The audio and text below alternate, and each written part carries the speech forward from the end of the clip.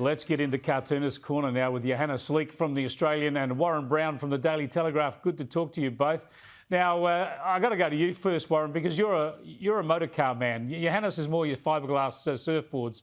You love your cars. And what about the Kiwis? These emissions controls and taxes and whatever are going to make it about $7,000 extra to drive a petrol car in New Zealand, for crying out loud. This is shocking, and it's coming our way soon. It will be. The end, and Chris Bowen no doubt has already this in his sights, but we all know in New Zealand, everybody drives, Austin freeways from 1967 or Morris Majors or Austin A40s or something like that. I mean, they've been given the fag end of the automotive world in New Zealand. They drive around in these old clunkers. Imagine having to pay all this money to sort of keep those things on the road. So yes, I think it is the thin end of the wedge, and I'm not surprised. I won't be surprised if it's sort of introduced to Australia before too long. Well, Johannes, we should all subsidise the fuel in New Zealand because it sounds like it's an automobile museum. Yeah, well, that's right. But I mean, this does.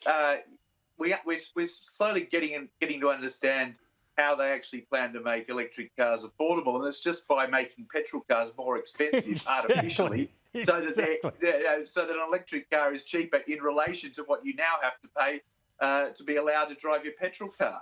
I mean, it's all just so artificial. Yeah, and it's so obvious, and everyone's doing it, and we got to push back somehow and stop it. Now, I want to get your thoughts on Anthony Albanese talking to Piers Morgan in London the other day. He said some good things about cancel culture. It was in the context of Barry Humphrey, and he said, the cancel culture's wrong. We've got to allow people to get out there and express themselves. But what about when Piers Morgan said, well, yeah, so therefore you'll condemn those people who did that to Barry Humphries? Suddenly he goes to water. Have a look. But should they have cancelled someone like Barry Humphries? Actually, was that the worst kind of cancel culture? Because now, since he died, they've now said we want to pay homage to him and honour him, which seems to me stinking hypocrisy. Well, I'm not going to go into the past because I wasn't a part of, I wasn't even aware that occurred. It's just pathetic, isn't it, Johannes? Won't stand up for even his own commitments. As Paul Murray says, he is absolutely each way elbow. That is proof. Yeah, well, during that exchange, I mean, on one hand, he was talking about how this is a dangerous development and something, a sad development for Australia. We used to know how to laugh at ourselves, and then he mentioned that, what ends up happening is you end up getting pylons and all this sort of thing, which we know. Yes. But then just sort of, when asked to condemn, their weak performance in Melbourne at the Melbourne Comedy Festival, he just sort of backs away completely. It's very strange reaction. Yeah, I reckon, Warren, if we put Paul Murray's moniker to Anthony Albanese in an interview, if we said, are you actually each way elbow? I reckon he'd say, yeah, I'm each way elbow. But on the other hand, no, it's not really fair. So I remember years ago when he's the member for Grayndler, of course, and he used to have teeth that were like Rookwood Cemetery. These teeth were like tombstones. And in the middle of his political career, he had braces put on, which was pretty dramatic thing to do.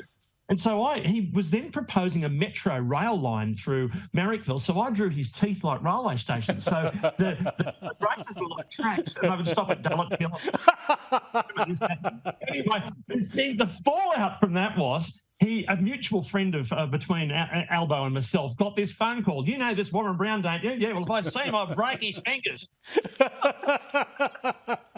I'm going to have to dig that cartoon out. Actually, I've got a cartoon from each of you this week to finish up on because you've both dipped into the Royals story of the week. We'll see which one comes up first, though I can see it here.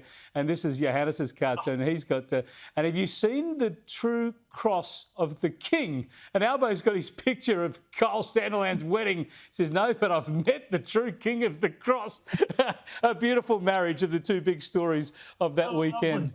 And Warren, you've got the old fellow there saying now, the king saying, so do you think Australians will become a republic?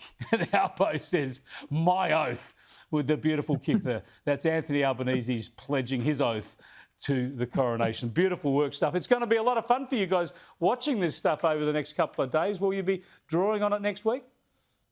I will be, but I'll be actually watching the coronation flat out on Saturday. I'm like you, Chris. I'll be there. I'll be there, and I'll be Rule Britannia all the way. You'll be keeping everyone behind the thin blue line. Great stuff.